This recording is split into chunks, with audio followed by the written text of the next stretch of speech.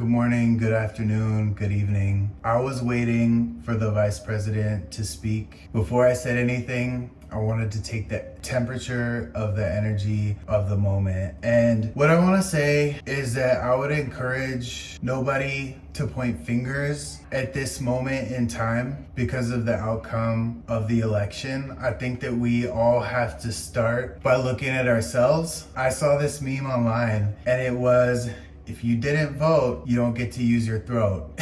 Don't get to complain about this if you had no part in the process. This is why we have democracy, so that we all can vote and make our voices heard. The people of America have spoken, and we must accept the outcome of this election. There are two things that I heard as I was listening to some of the post-election analysis of this that sort of rubbed me the wrong way. The first was, something she said on The View about she wouldn't do anything different.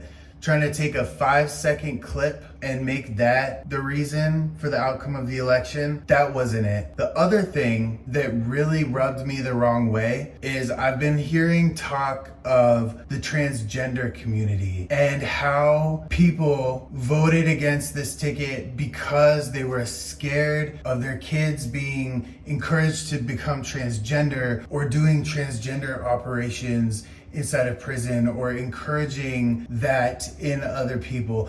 And I just want to say this. Imagine the extreme pain and obstacles that a man or a woman who is gay or bi has to go through in their lives.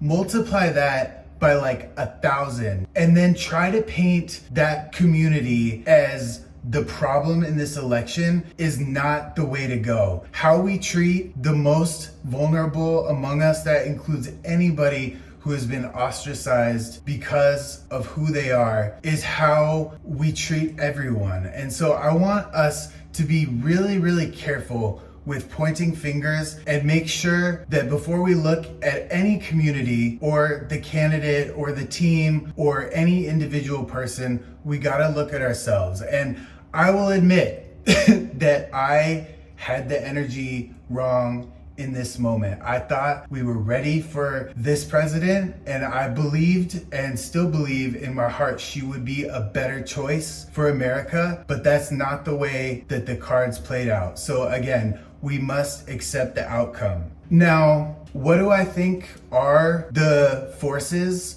that contributed to this loss without blaming a specific group of people? I think that number one was the economy. I think that coming out of the pandemic where prices were deflated, because remember, we couldn't leave our homes, they were gonna have to raise interest rates and inflation was going to go up no matter who the president was.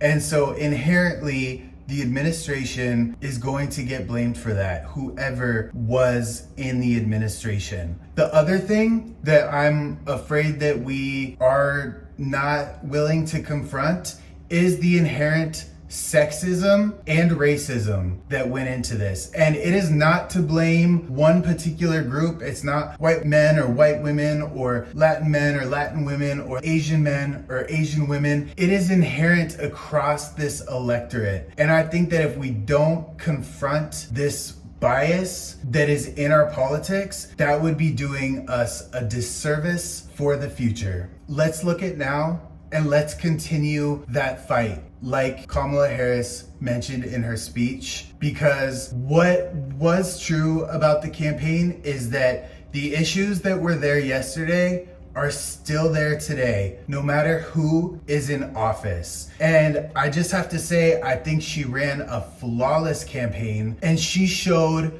what real leadership looks like. Conceding the race, talking about the peaceful transfer of power, and really keeping in mind that it is how we treat each other and how we uplift each other that contributes to the progress of the moment. So I just want to say, I wish that the outcome went the other way, but I believe in this country. I believe in our ability to bounce back and to check each other in power. And that is what we must do as we continue this fight forward. So we didn't win this time, but it doesn't mean that the values that we hold near and dear, that the fight is over for those values. So let's continue to fight on, like the vice president said, and let's continue to work on the country that we know and love. God bless you. God bless Kamala Harris and her team for running this campaign, and let's move forward together.